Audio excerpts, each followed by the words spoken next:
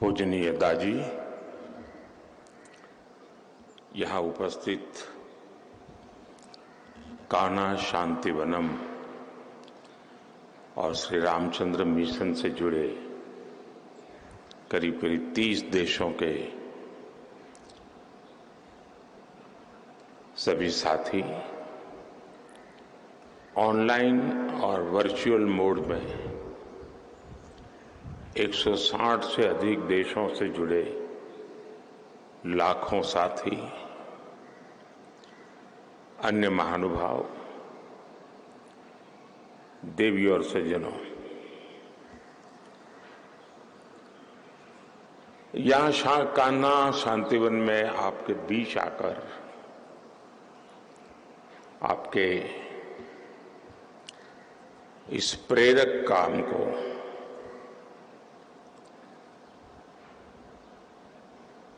निकट से देखने का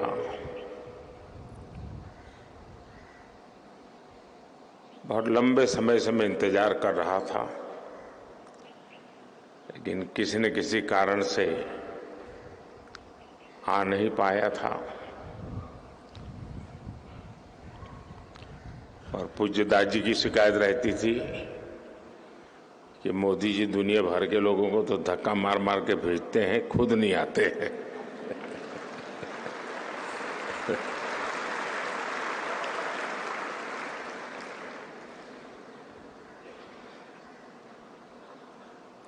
लेकिन बहुत पवित्र काम ऐसे होते हैं कि जब तक ऊपर वाले का बुलावा नहीं आता है, मेल नहीं बैठता है।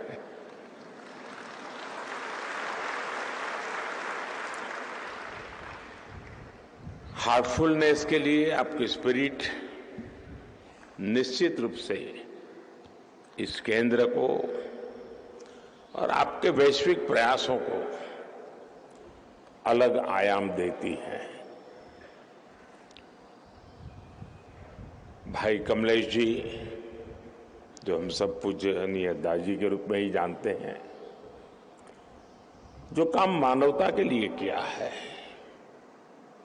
वो वाकई अद्भुत है।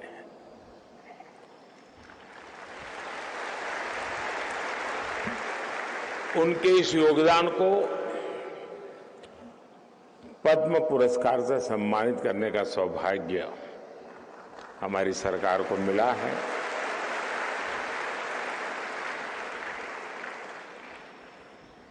और इन दिनों पद्म पुरस्कारों की परंपरा हमने ऐसी बनाई है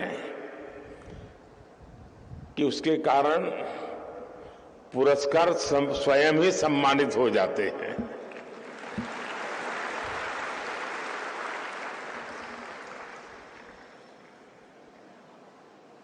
मुझे इस बात की खुशी है कि श्री रामचंद्र मिशन के संस्थापक पूज्य बाबूजी महाराज की 125वीं जन्म जयंती का समारोह भी चल रहा है। साथियों, कान्हा शांतिवनम को दुनिया का सबसे बड़ा मेडिटेशन हॉल कहा जा रहा है।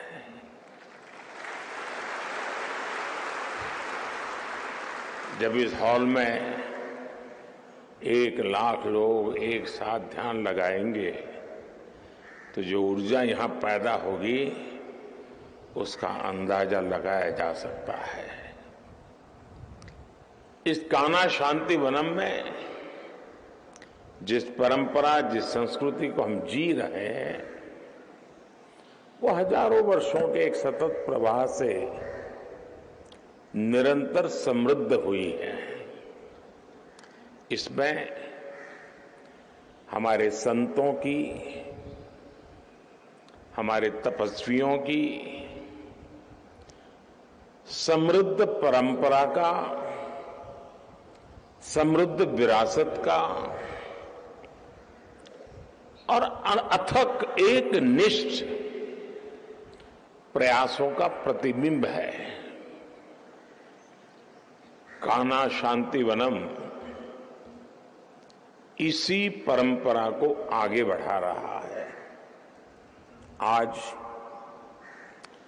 आपके प्रयासों से 160 से ज्यादा देशों के लोग सहज मार्ग पद्धति से योग को अपनाए हुए हैं। जो सच्चा साधक है उसे आप पूरी निष्ठा से योग और ध्यान से परिचित कराते हैं। ये मानवता की बहुत बड़ी सेवा है। हर ध्यान, हर घर ध्यान, हर दिल ध्यान, ये आपका संकल्प भारत ही नहीं बल्कि पूरी मानव जाति की सेवा कर रहा है।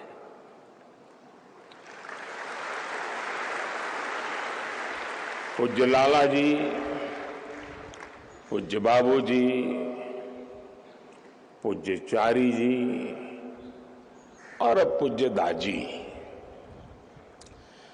ज्ञान और ध्यान की एक निर्मल धारा है जो यहां निरंतर प्रवाहित होती रही है। दुनिया में भली भांति के अधिकारों की चर्चा होती है, लेकिन बाबूजी मानते थे कि चेतना का विकास हर व्यक्ति का जन्मसिद्ध अधिकार है। और दादी की विनम्रता के तो हम सभी कायल हैं।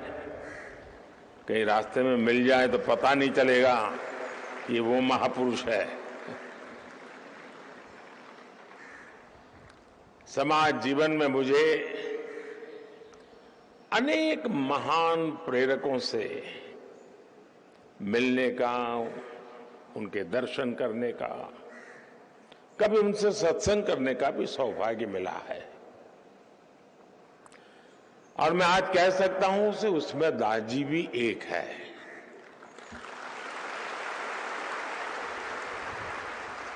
एक तरफ उन्होंने चिकित्सा क्षेत्र में महत्वपूर्ण कार्य किया, तो दूसरी तरफ वो एक आध्यात्मिक सामाजिक संस्था का दायित्व भी संभाल रहे हैं।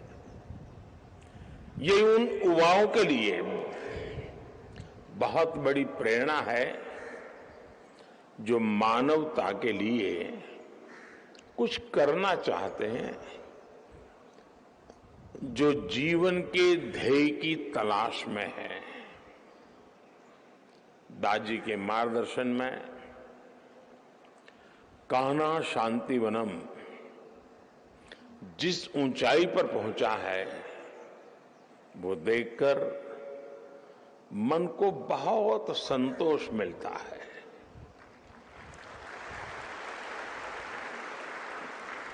पूज्य दादी और श्री रामचंद्र मिशन ने जिस प्रकार साइंस और स्पिरिचुअलिटी को जोड़ा है, वो भी वर्तमान युग और आने वाले युग में एक सशक्त भूमिका अदा करेगा। पूज्य संतगण, इतिहास साक्षी है कि जब जब जहां जहां गुलामी आई, वहां सबसे पहले उस समाज की असली ताकत पर चोट की गई, उसके चेतना तत्व को तहस नहस करने का प्रयास हुआ, उसके चैतन्य को नष्ट करने के लिए उससे जुड़े सभी मानबिंदुओं को खत्म करना, ये प्रवृत्ति रही। भारत को गुलाम बनाने वालों ने भी हमारी असली ताकत, ज्ञान, ध्यान, योग, आयुर्वेद, ऐसी कई महत्वपूर्ण परंपराएं थी उसी पर हमला बोला था और इसका देश को बहुत नुकसान उठाना पड़ा। लेकिन अब समय बदल रहा है और भारत भी बदल रहा है।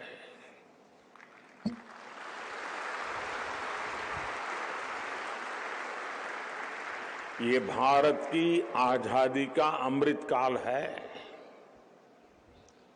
आज हम सभी भारतीय जो भी फैसले लेंगे, जो भी काम करेंगे, वो आने वाली सदियों का भविष्य निर्धारित करेंगे। और इसीलिए मैंने लाल किले से पंच प्राणों का आह्वान किया था।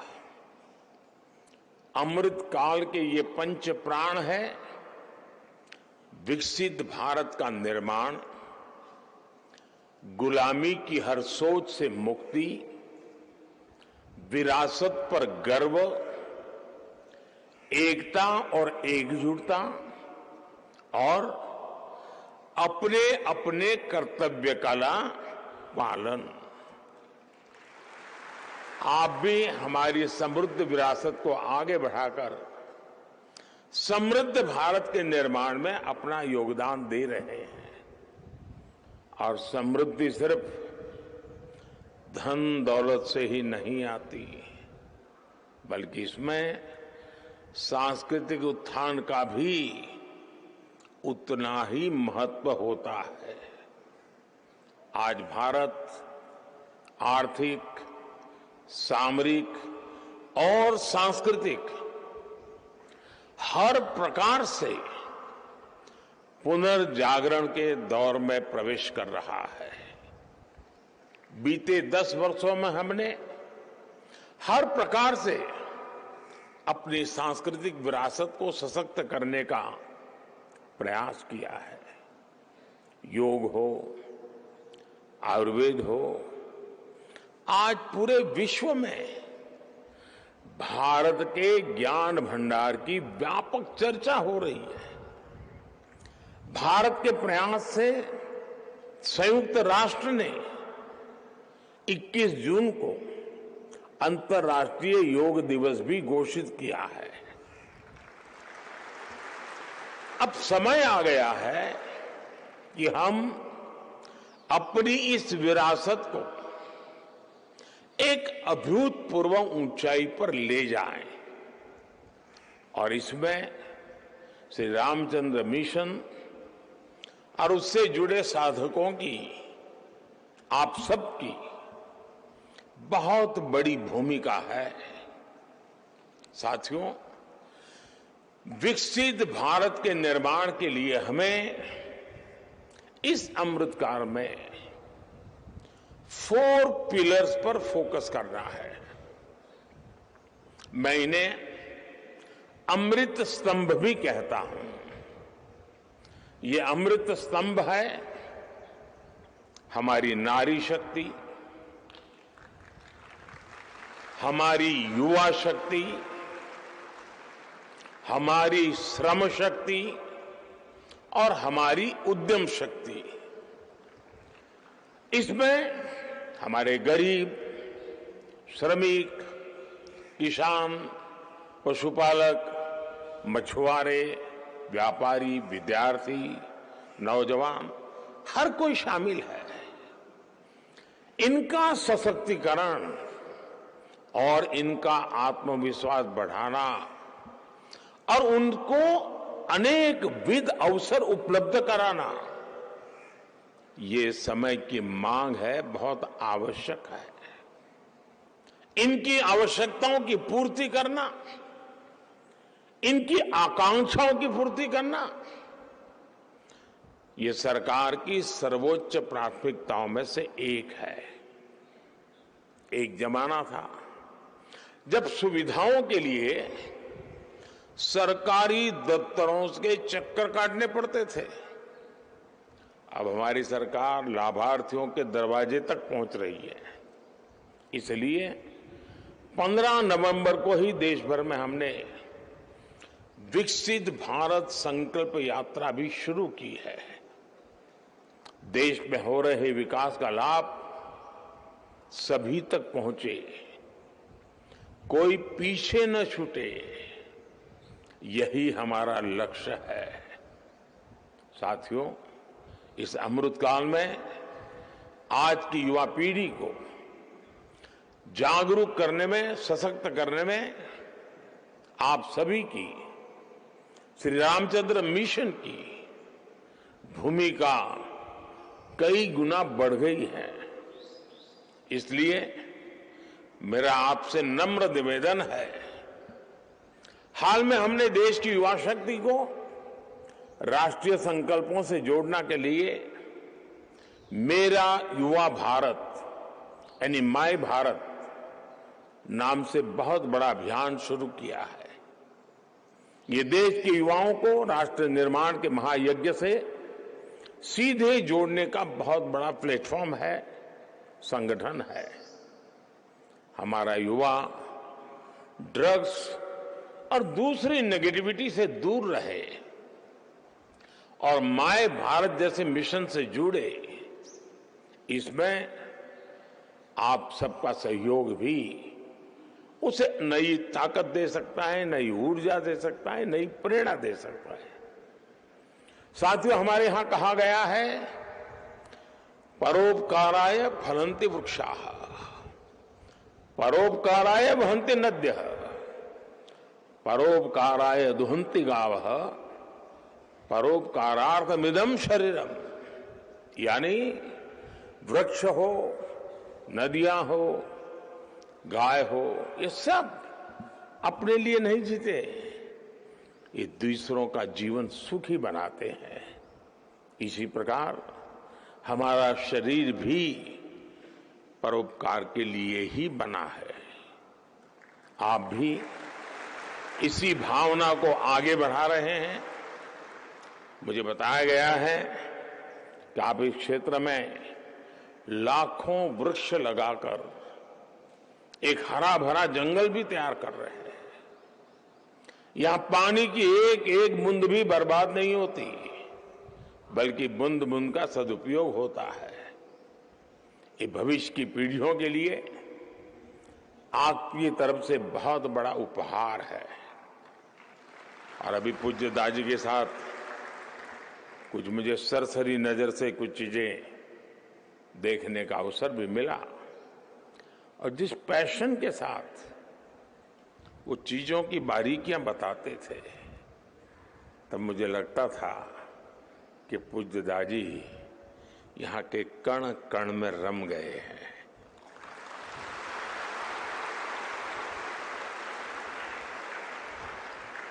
आप सभी मानवता को शांति और सुख अविरत धारा की तरह बांटते रहे, बहाते रहे। विकसित होता हुआ भारत खुद को एक विश्व मित्र के रूप में देखता है, और आप सभी विश्व मित्र भारत। और कोरोना के बाद तो हमने जिस प्रकार से दुनिया के साथ हम खड़े रहे, आज मुझे दुनिया को नहीं कहना पड़ता कि हिंदुस्तान आपका मित्र है। दुनिया कहती है भारत हमारा मित्र है।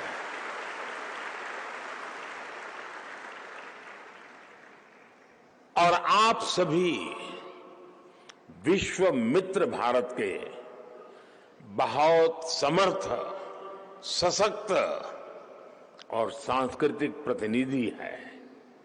मैं एक बार फिर सभी महान व्यक्तित्वों, पूज्य लाला जी, पूज्य बाबू जी, पूज्य चारिक जी और पूज्य दादी जी को श्रद्धापूर्वक नमन करता हूं। आप सभी को बहुत बहुत शुभकामनाएं देता हूं, और आप सबको मिलने का मुझे अवसर मिला। लेकिन मैं कभी कभी हम कहीं जाते हैं तो जल्दबाजी में अगर कोई खाने के लिए भी कहता है तो नहीं, मुझे बहुत जल्दी जाना है, ऐसा कर थोड़ा चख लेता हूं। तो आज मेरा चखने का कार्यक्रम हुआ है, देखने का कार्यक्रम कभी आकर के करूंगा। बहुत बहुत धन्यवाद।